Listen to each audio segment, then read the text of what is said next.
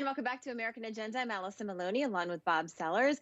Well, cancel culture has come for your apple pie. A food writer and activist has baked up a controversy over the American dessert by claiming apple pie was born of American colonialism and slave labor, saying apples were brought to America by Spanish conquerors who wiped out the natives. And the writer calling the tasty baked good a product of, quote, stolen land, wealth, and labor.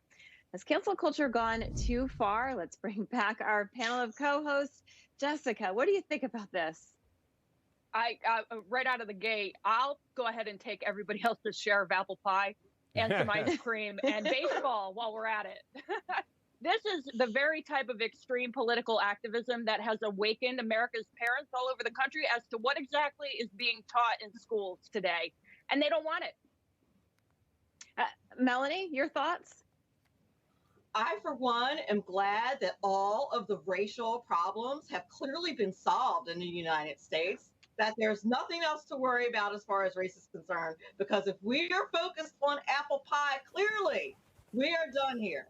This is ridiculous. It's a ridiculous argument. You're really looking for racism when you're looking to apple pie and talking about where the apples came from and who invented the recipe, and now all of a sudden you have to cancel apple pie. It's a ridiculous argument. I think we need to be a tad more concerned about real racism.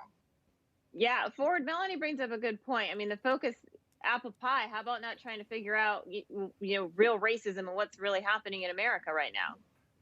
Well, as usual, Melanie hits the nail on the head here. Look, last week we were triggered by flags because of a New York Times editorial board writer. This week we're triggered by apple pie. Who knows what's going to be next week? I think what it does show you is, look, to Melanie's point, we do have some imperfections in this country that need to be solved. But when we're over here talking about apple pie, it shows you just how privileged we are. We may be imperfect, but we're still the best game in the world. I do have one ironic thing here. If I'm not correct, the person who penned this article is a British Indian writer. I can't think of two countries that engaged in more colonialism than both Britain and India. Yeah, really.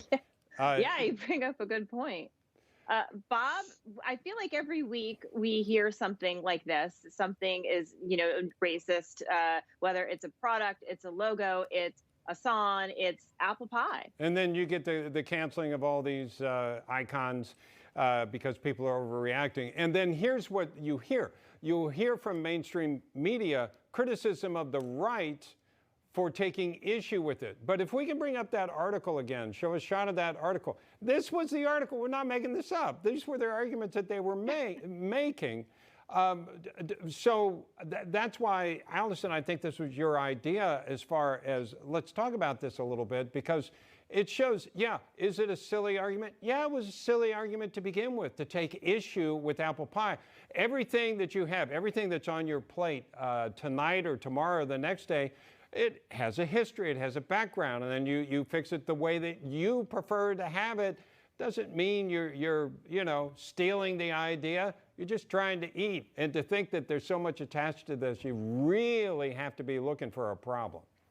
Yeah, Jessica, the fact is you mentioned critical race theory. It seems that, as I mentioned, something is canceled, whether it's apple pie or a product or something. And it really does go into this critical race theory that some of our kids are learning in school. I'm all about people having a right to choose. If this guy wants his kids to think that apple pie is racist, that's fine. It's his choice. It's not the job of the teachers to tell everyone else's child the same opinion. And that goes with all of this that we're dealing with, the cancel culture, critical race theory. At what end? Yeah, Melanie, how did we get here?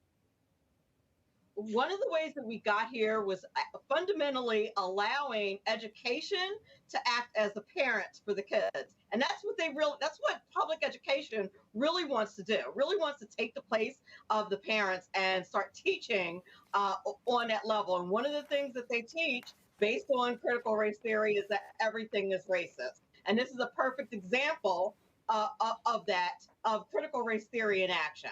And it's a problem. Yeah, absolutely. Ford, final thoughts? Well, once again, Melanie's nailed it on the educational side. I will say it's been exacerbated over the last 7 or 8 years because essentially most of the corporate media that picks up these headlines is really running as PR representatives for the Democrat Party and basically whatever agenda it is that they're looking to push at that moment. Yeah, absolutely. It depends on what media outlet you watch. All right. Thanks, everyone.